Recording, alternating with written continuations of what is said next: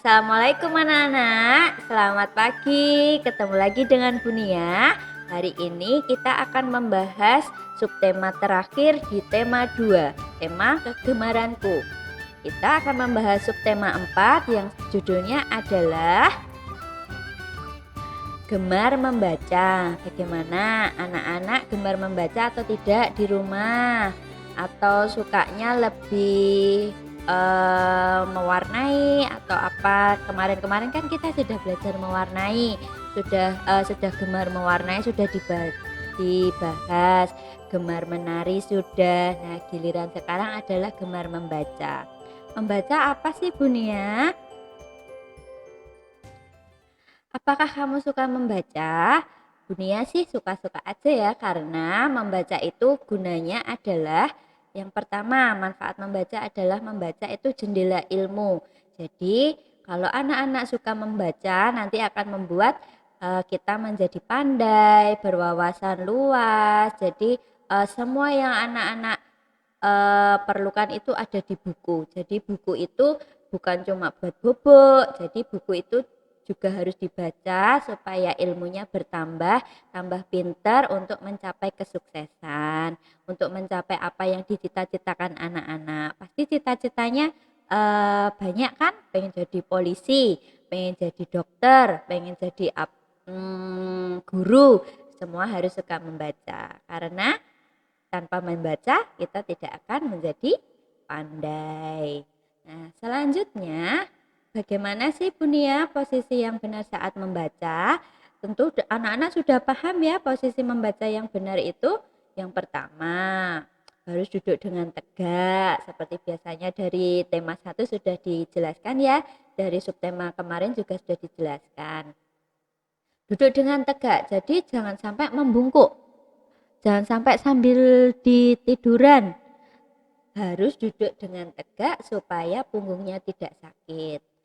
Selanjutnya, Bunia kalau aku membacanya atau belajarnya di tempat yang gelap, kira-kira gimana ya? Nah, coba dipikirkan anak-anak. Kalau membaca di tempat yang gelap, kira-kira kelihatan nggak tulisannya? Tentu tidak. Makanya belajar harus di tempat yang terang supaya tulisan terlihat lebih jelas. Selanjutnya, jarak mata dengan buku kurang lebih 30 cm atau 2 jengkal tangan. Jangan sampai membaca buku sampai begini. Bukunya di sini. Harus agak lebih jauh supaya matanya tidak sakit.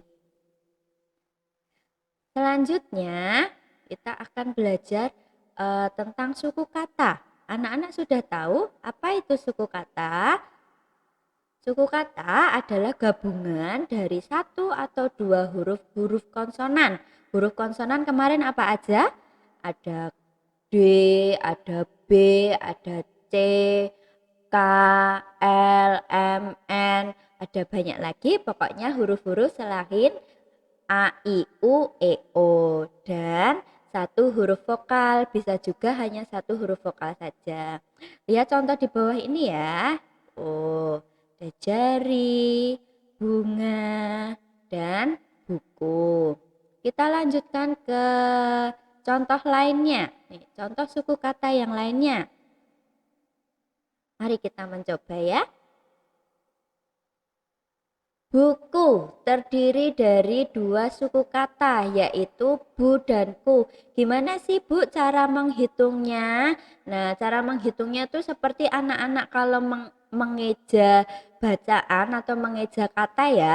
Misalnya anak-anak tuh kadang suka suka apa namanya? Menghitung nama-nama sendiri, nama-nama teman. Misal Bu Nia, oh Nia tuh ada dua suku kata gitu. Sekarang kita coba buku, buku, dua, buku. Jadi ada satu huruf konsonan, ada satu huruf vokal dari bu. Dan ada satu huruf vokal dan satu huruf konsonan di ku. Jadi ada dua suku kata ya, buku. Selanjutnya, contoh selanjutnya ada doa.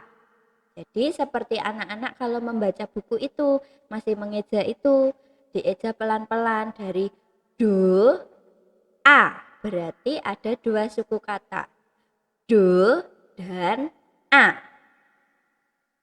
Selanjutnya, majalah. Majalah terdiri dari 3 suku kata, yaitu majalah. Bu, kok enggak majalah sama h?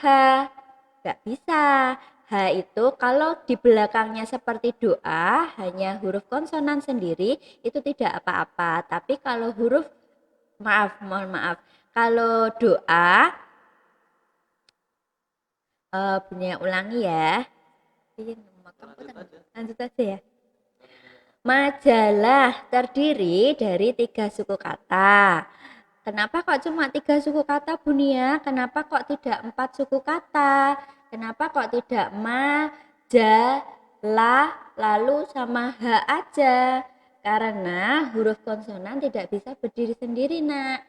Jadi kalau misal huruf vokal itu masih bisa, karena masih bisa terbaca. Kalau h, masa cuma h gitu aja. Makanya digabungkan, tadi kan boleh 2 huruf konsonan, 1 huruf vokal. Jadinya hanya terdiri dari 3 suku kata saja. Majalah. Kita coba yang lain tanpa tanpa ini ya, tanpa yang ada di PowerPoint-nya Bunia. Kita coba koran. Kira-kira ada berapa suku kata?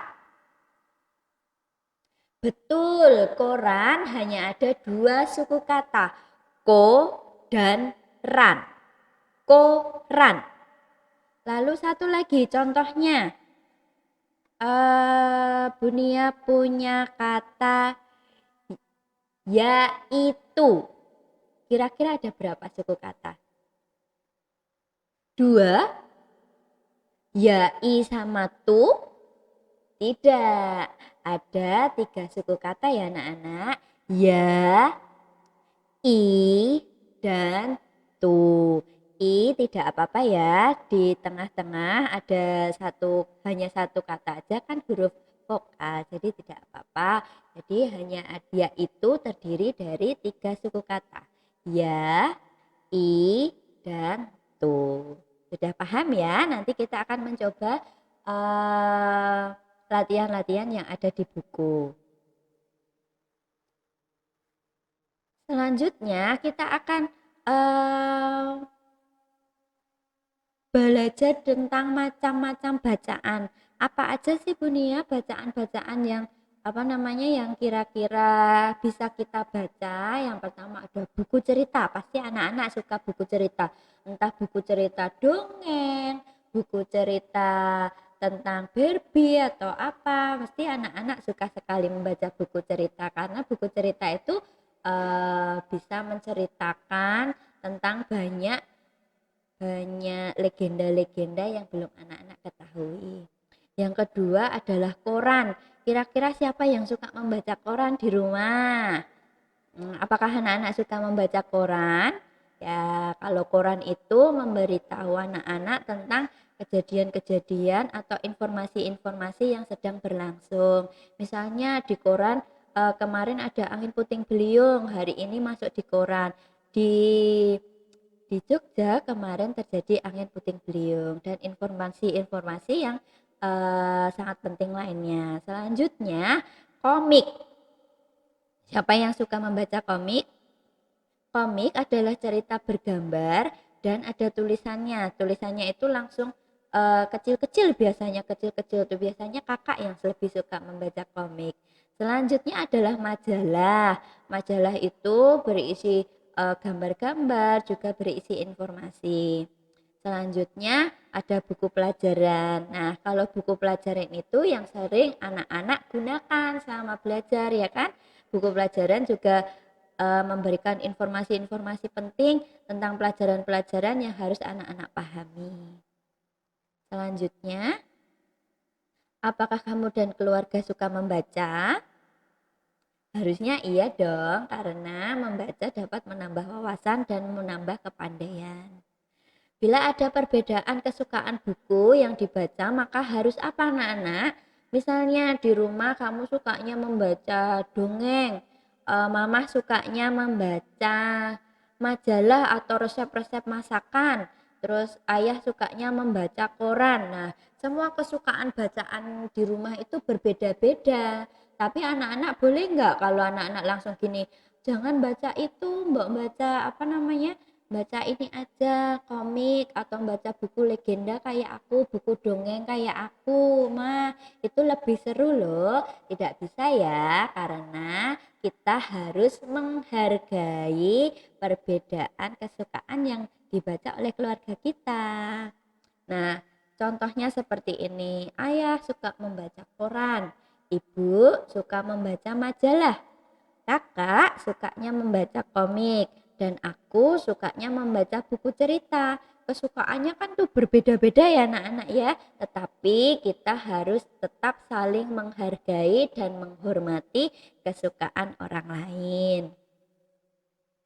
Selanjutnya, nah ini kita akan belajar tentang pola bilangan. Pola bilangan adalah susunan bilangan-bilangan tertentu dan membentuk suatu pola. Jadi suatu pola tuh misal nih contohnya nih ya. Cermati gambar berikut. Di sini anak-anak sudah melihat kan ada kancil, ada buaya, kancil lagi, buaya lagi, kancil lagi, buaya lagi. Nah, itu merupakan suatu pola. Polanya setelah kancil, terus buaya, terus balik lagi, kancil lagi, buaya lagi, kancil lagi, buaya lagi. Bu, kalau mau terus gitu sampai 100 bisa enggak? Bisa, nanti polanya tetap sama. Setelah buaya harus ada kancil, setelah kancil harus ada buaya lagi. Kita lebih perdalam ya materinya. Nih, contoh lainnya. Nih, Bunia ada kancil yang besar dan kancil yang kecil. Kira-kira titik-titiknya itu harus diisi dengan kancil yang apa? Setelah kancil besar, setelah kancil besar, lalu ada kancil kecil. Setelah itu titik-titik, kancil kecil lagi. Lalu ada kancil besar, lalu ada titik-titik lagi. Kira-kira di antara kancil kecil dan kancil kecil harus diisi kancil kecil lagi atau kancil besar? Betul. Nih, yang betul adalah besar. Setelah besar, kecil, besar, kecil, besar, lalu besar lagi. Bukan, betul anak-anak pinter. Setelah besar, kecil. Ada satu contoh lagi. Tuh, ada apel warna hijau, apel merah, apel hijau, lalu apel apa ya? Titik-titik apel hijau lagi. Nih, coba dilihat nih. Antara apel hijau dan apel hijau ada apel warna apa ini? Warna merah, betul. Lalu ini ada apel hijau, ini juga ada apel hijau. Berarti di tengah-tengah sini harusnya ada apel merah. Sudah paham ya? Jangan lupa nanti tetap berlatih di buku-buku pelajarannya anak-anak supaya lebih paham. Yang terakhir, membuat kartu kata dengan bahan alami. Kita akan membuat prakarya ya. Alat dan bahannya adalah ada kertas karton atau kardus bekas. Nih, kardus bekas. Boleh kardus bekas kardus bekas susu, boleh kardus bekas Indomie, boleh kardus bekas pokoknya kardus bekas boleh. Terus Bu, kalau aku nggak punya kardus bekas, punyanya cuma bekas sampul buku, boleh nggak? Boleh sekali. Pokoknya kertasnya yang agak kaku ya. Bu, kalau memang aku nggak punya kertas sama sekali, punyanya kertas bekas yang tipis aja, boleh nggak? Boleh, semuanya boleh. Selanjutnya, setelah kertas bekas, kita memakai gunting. Ya, gunting. Setelah gunting, lem, pakainya lem uhu ya. Kalau tidak punya lem uhu, boleh pakai lem kastol. Selanjutnya ada daun kering. Nih, pakainya daun kering. Daun kering. Ada bermacam-macam ya daun keringnya, nggak harus sama seperti Bunia yang harus besar-besar gini, nggak. Boleh daun kering kecil-kecil juga tidak apa-apa. Selanjutnya kita pakai spidol.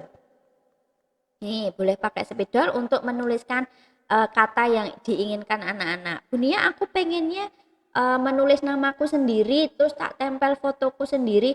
Boleh sekali. Bunia, kalau nanti aku mau pakai digambar-gambar sendiri, boleh? Boleh. Yuk kita coba bersama Bunia. Nah, anak-anak, mari kita membuat kartu kata yang seperti Bunia sampaikan tadi. Siapkan spidol, kardus bekas atau kertas karton, lem ubu, gunting, dan daun kering. Bunia akan memilih kata, karena kita baru membaca, Bunia memilih kata buku. Tulisannya yang besar ya, supaya terlihat. Tulisannya yang besar ya, supaya terlihat dengan jelas. Selanjutnya mari kita hias menggunakan daun kering. Ada gunting, daun keringnya mau dibentuk boleh. Karena ini daun keringnya sudah terbentuk seperti hati, boleh kita rapikan aja pakai gunting, tidak apa-apa. Jangan lupa ya, sampahnya harus disimpan, jangan sampai jatuh-jatuh ke bawah, karena kita harus tetap menjaga kebersihan.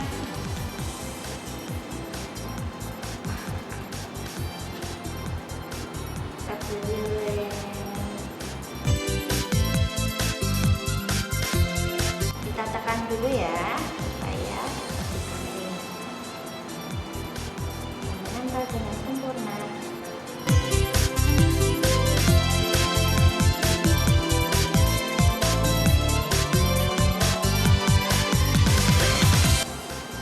Saran dari Bunia, pakai daunnya yang lurus-lurus kayak gini aja. Kalau yang agak melengkung kayak gini, nempelnya jadi agak susah, tapi tetap bisa kok. Ini sudah jadi lagi, ini tambahkan di sebelah sini.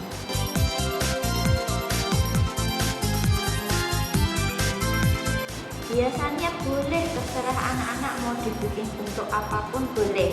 Dan jangan lupa Bunia bebaskan kalau di sekolah harus mengerjakan sendiri, karena ini di rumah boleh dibantu oleh orang tua.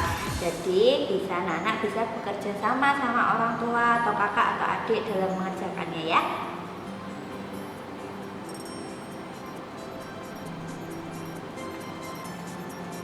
Tapi kalau mau mencoba sendiri dan mengerjakan sendiri juga lebih baik. Aku daunnya nggak mau digunting-gunting, udah daun gitu aja aku susun, boleh nggak? Boleh, terserah anak-anak. Karena kan ini pakaiannya nanti juga untuk anak-anak sendiri.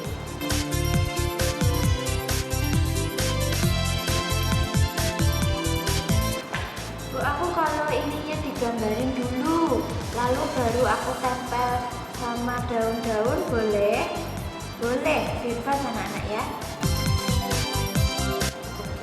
Ini, lalu Bunia mau hiasi daunnya, Bunia mau bentuk menjadi buku.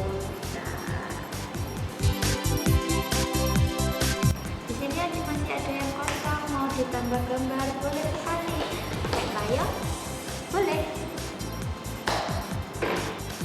Kasih awan-awan di sini, boleh sekali.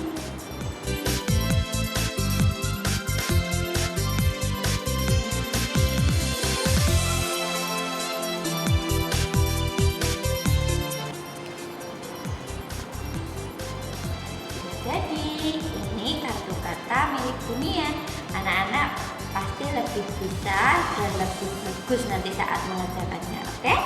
Boleh ditiru, tapi nggak usah sama persis sama punya Bunia, nggak apa-apa. Yang penting anak-anak bisa mengerjakan membuat kartu kata sendiri, oke? Selamat mencoba. Assalamualaikum warahmatullahi wabarakatuh.